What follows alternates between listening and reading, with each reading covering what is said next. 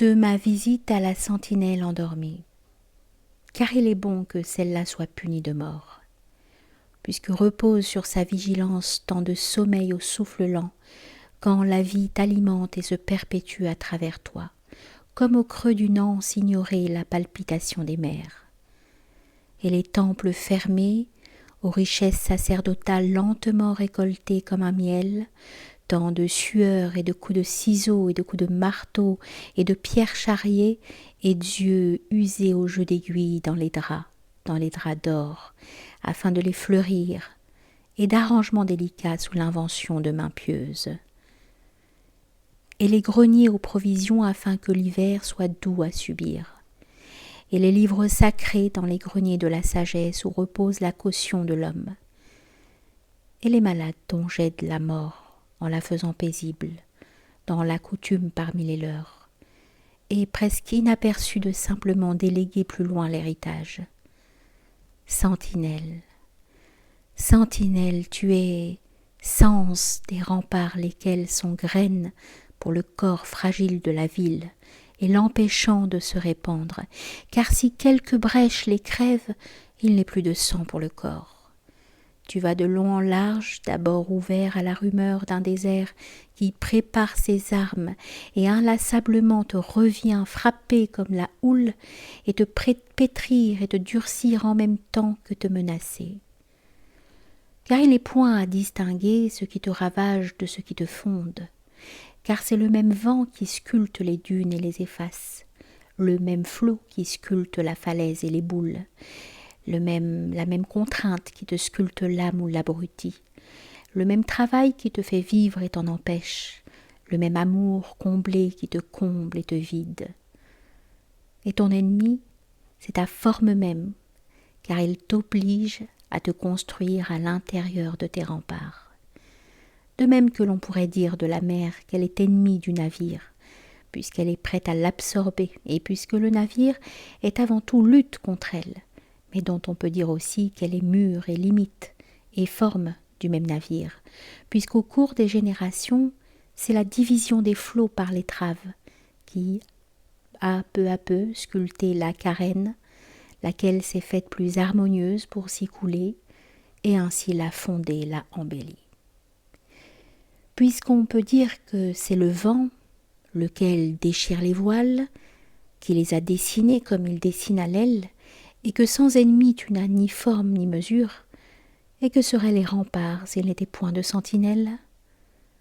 C'est pourquoi donc celle-là qui dort fait que la ville est nue, et c'est pourquoi l'on vient s'en saisir quand on la trouve afin de la noyer dans son propre sommeil.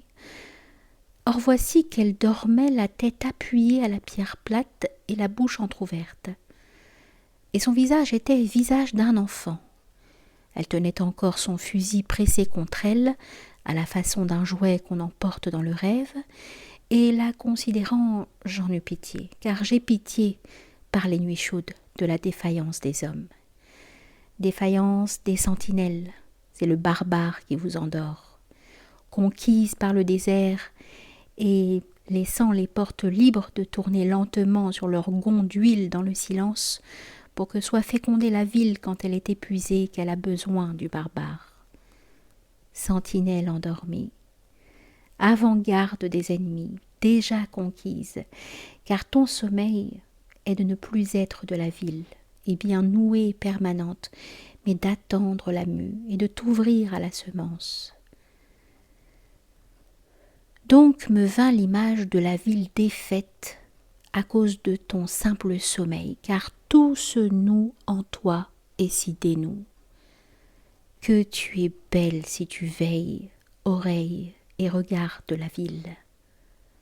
Et tellement noble de comprendre, dominant par ton simple amour l'intelligence des logiciens, car ils ne comprennent point la ville, mais la divisent.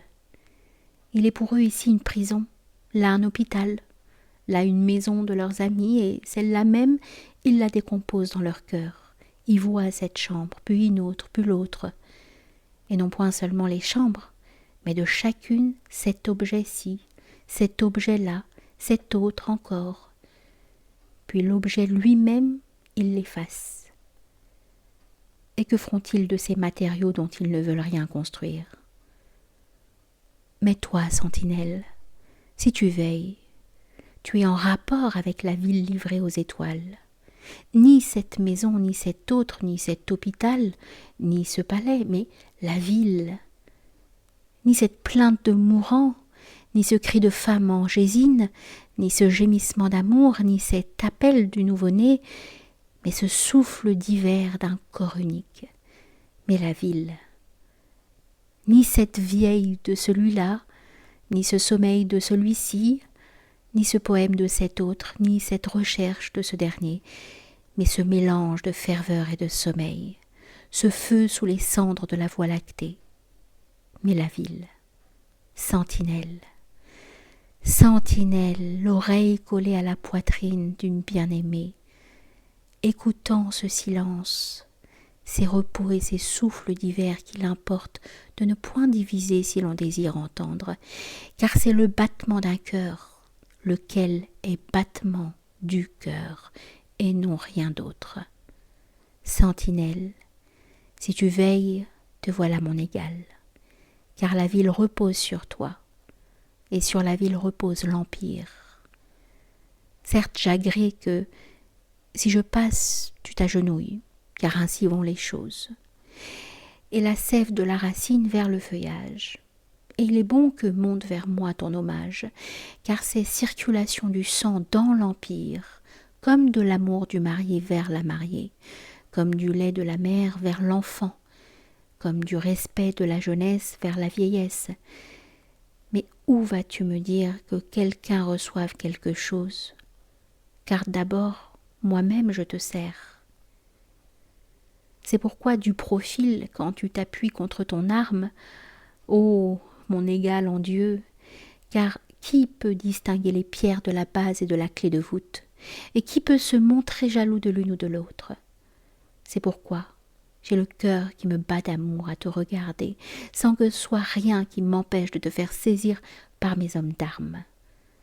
Car voilà que tu dors, sentinelle endormie, sentinelle morte, et je te regarde avec épouvante, car en toi dort et meurt l'Empire. Je le vois malade à travers toi, car est mauvais ce signe qu'il me délègue des sentinelles pour dormir. Certes, me dis-je, le bourreau fera son office et noiera celui-là dans son propre sommeil. Mais me venait dans ma pitié un litige nouveau et inattendu, car seuls les empires forts tranchent la tête des sentinelles endormies, mais ceux-là n'ont plus le droit de rien trancher qui ne délègue plus que des sentinelles pour dormir, car il importe de bien comprendre la rigueur. Ce n'est point en tranchant les têtes des sentinelles endormies que l'on réveille les empires. C'est quand les empires sont réveillés que sont tranchées les têtes des sentinelles endormies. Et ici encore, tu confonds l'effet et la cause. Et de voir que les empires forts tranchent les têtes, tu veux créer ta force en les tranchant, et tu n'es qu'un bouffon sanguinaire. Fonde l'amour, et tu fondes la vigilance des sentinelles, et la condamnation de celles-là qui dorment, car elles ne sont d'elles-mêmes tranchées déjà d'avec l'Empire. Et tu n'as rien pour te dominer, sinon la discipline qui te vient de ton caporal, lequel te surveille. Et les caporaux n'ont de discipline, s'ils doutent de soi, que celle qui leur vient de leurs sergents, lesquels les surveillent. Et les sergents des capitaines, lesquels les surveillent. Et ainsi jusqu'à moi, qui n'ai plus que Dieu pour me gouverner, et qui demeure, si je doute, en porte-à-faux dans le désert. Mais je veux te dire un secret, qui est celui de la permanence. Car si tu dors, ta vie est suspendue. Mais elle est suspendue de même quand te viennent ces éclipses du cœur qui sont secrets de ta faiblesse. Car autour de toi, rien n'a changé. Et tout a changé en toi-même. Et te voici devant la ville, toi, sentinelle, mais non plus appuyé contre la poitrine de ta bien-aimée, à écouter les battements du cœur que tu ne distingues point d'avec son silence ou son haleine, car tout n'est que signe de cette bien-aimée, laquelle est une, mais perdu parmi des objets en vrac que tu ne sais plus réunir en un, soumis aux airs nocturnes qui se contredisent les uns les autres, à ce chant de l'ivrogne qui nie la plainte du malade, à cette lamentation autour de quelques morts qui nie le cri du nouveau-né, à ce temple qui nie cette cohue de foire, et tu te dis « Qu'ai-je à faire de tout ce désordre et de ce spectacle incohérent ?» Car si tu ne sais plus qu'il est ici un arbre, alors racines, troncs, branches et feuillages n'ont plus de commune mesure, et comment serais-tu fidèle quand il n'est plus personne pour recevoir ? Je sais de toi que tu ne dormirais point si tu veillais quelque malade que tu aimerais. Mais s'est évanoui celui que tu eusses pu aimer, et il s'est fait matériau en vrac. Car c'est d'effet le nœud divin qui noue les choses. Mais je te désire fidèle à toi-même, sachant que tu vas revenir.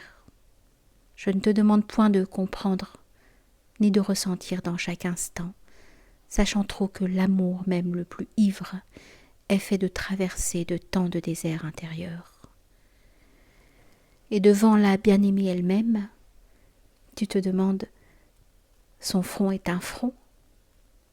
Comment puis-je l'aimer ? Sa voix est cette voix ? Elle a dit ici cette sottise, elle a fait ici ce faux pas. Elle est somme qui se décompose et ne peut plus t'alimenter, et bientôt tu la crois haïr. Mais comment la haïrais-tu ? Tu n'es même pas capable d'aimer. Mais tu te tais car tu sais bien obscurément qu'il ne s'agit là que d'un sommeil. Ce qui est dans l'instant vrai de la femme est vrai du poème que tu lisais ou du domaine ou de l'empire. Te manque le pouvoir d'être allaité et de même de découvrir, qui est aussi amour et connaissance, les nœuds divins qui nouent les choses. Toi, ma sentinelle endormie, tes amours, tu les retrouveras ensemble comme un tribut qui te reviendra, non l'un ou l'autre, mais tous. Et il convient de respecter en toi, quand te vient l'ennui d'être infidèle, cette maison abandonnée. Quand vont sur le chemin de ronde mes sentinelles, je ne prétends pas que toutes soient ferventes. Beaucoup s'ennuient et rêvent de la soupe, car si tous les dieux dorment en toi, te reste l'appel animal des satisfactions de ton ventre, et qui s'ennuie pense à manger. Je ne prétends point que leurs âmes à toutes soient éveillées, car je dis âme, ce qui de toi communique avec ces ensembles qui sont nœuds divins qui nouent les choses et se rient des murs, mais simplement de temps à autre que l'une de leurs âmes brûle. Qu'il en soit une dont le cœur batte, qu'il en soit une qui connaisse l'amour et tout à coup se sente remplie par le poids et les bruits de la ville. Une qui se sente vaste et respire les étoiles, et contienne l'horizon comme ces conques que remplit le champ de la mer. Il me suffit que tu aies connu la visite et cette plénitude d'être un homme, et que tu te tiennes bien préparé pour recevoir, car il en est comme du sommeil, ou de la faim, ou du désir qui te reviennent par intervalles. Et ton doute n'est rien que de pur, et je t'en voudrais consoler. Te reviendra si tu es sculpteur le sens du visage. Te reviendra si tu es prêtre le sens de Dieu. Te reviendra si tu es amant le sens de l'amour. Te reviendra si tu es sentinelle le sens de l'empire.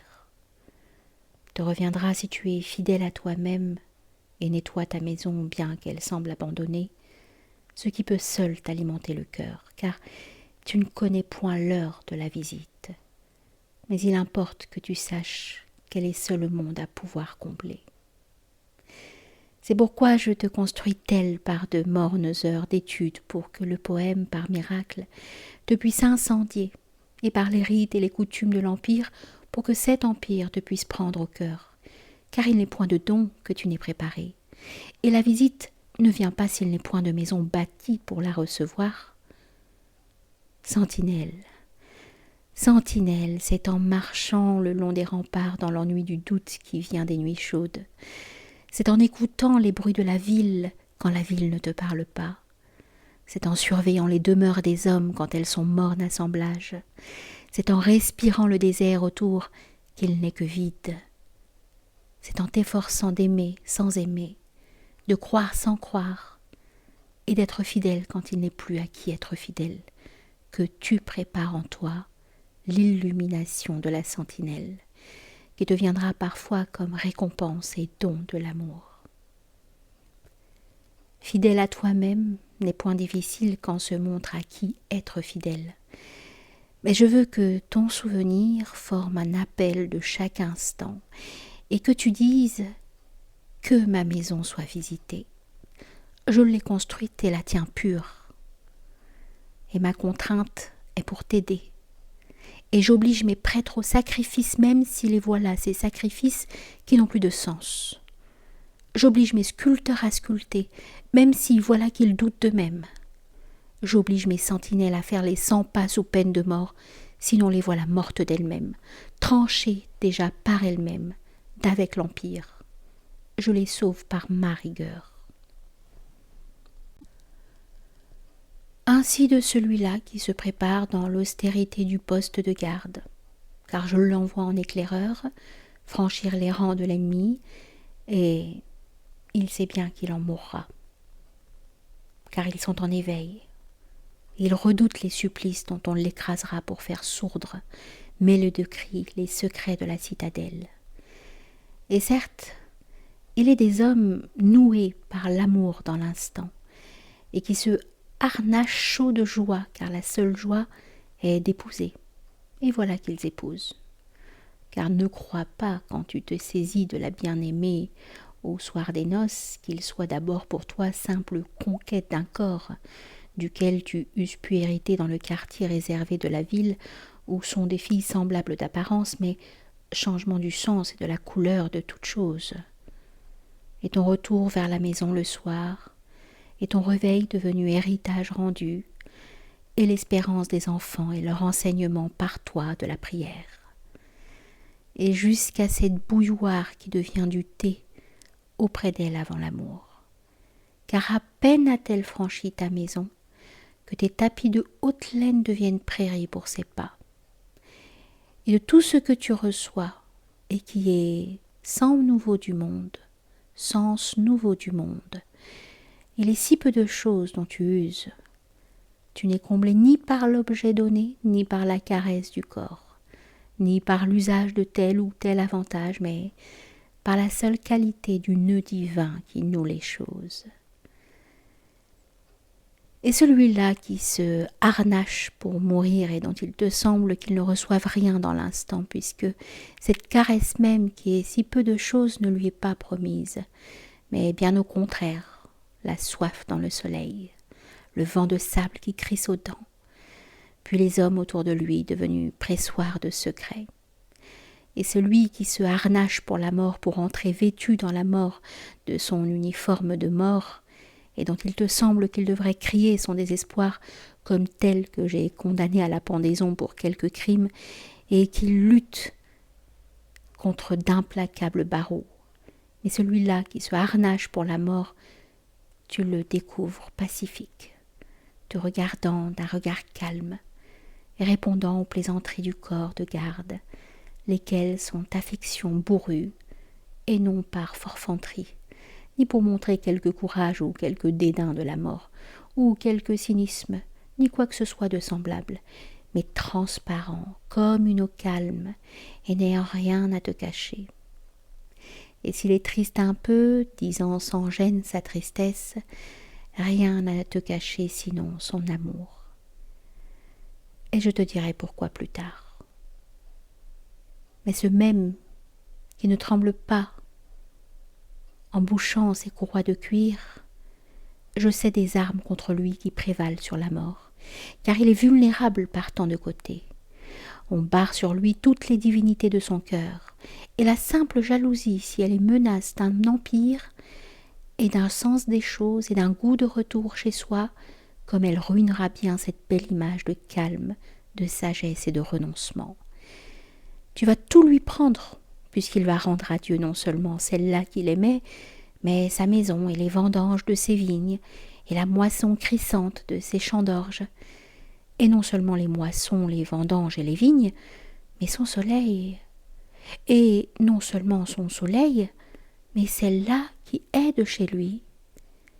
Et tu le vois qui abdique tant de trésors sans marquer de ruine, alors qu'il suffirait pour le jeter hors de lui-même et pour le changer en dément de lui voler un sourire de la bien-aimée. Et n'as-tu pas touché ici à une grande énigme? C'est que tu le tiens non par les objets possédés, mais par le sens qu'il tire du nœud divin qui noue les choses, et qu'il préfère sa propre destruction à la destruction de ce en quoi il s'échange, et dont en retour il reçoit son allaitement. Il est circulation de l'un en l'autre. Et celui-là qui porte au cœur la vocation de la mer accepte mourir d'un naufrage. Et s'il est vrai qu'à l'instant du naufrage, il éprouvera peut-être le tumulte de l'animal quand le piège sur lui se referme, il demeure vrai que ne compte point cette explosion de panique, laquelle il prévoit, accepte et dédaigne, mais que bien au contraire lui plaît la certitude qu'il mourra un jour de la mer. Car si je les écoute se plaindre de cette mort aussi cruelle qui les attend, j'y entends autre chose que vantardise pour séduire les femmes, mais souhait secret de l'amour et pudeur pour le dire. Car il n'est point ici, comme nulle part, de langage qui te permette de t'exprimer. S'il s'agit de la civilisation de l'amour, tu peux dire « elle » et te traduire, croyant que c'est d'elle qu'il s'agit, alors qu'il s'agit du sens des choses, et qu'elle n'est là que pour te signifier le nœud divin qui les noue, au Dieu qui est sens de ta vie, et mérite selon toi tes élans, alors qu'ils sont de communiquer de telle façon, et non d'une autre, avec le monde. Et d'être soudain tellement vaste que l'âme, telles les conques marines, te devient retentissante.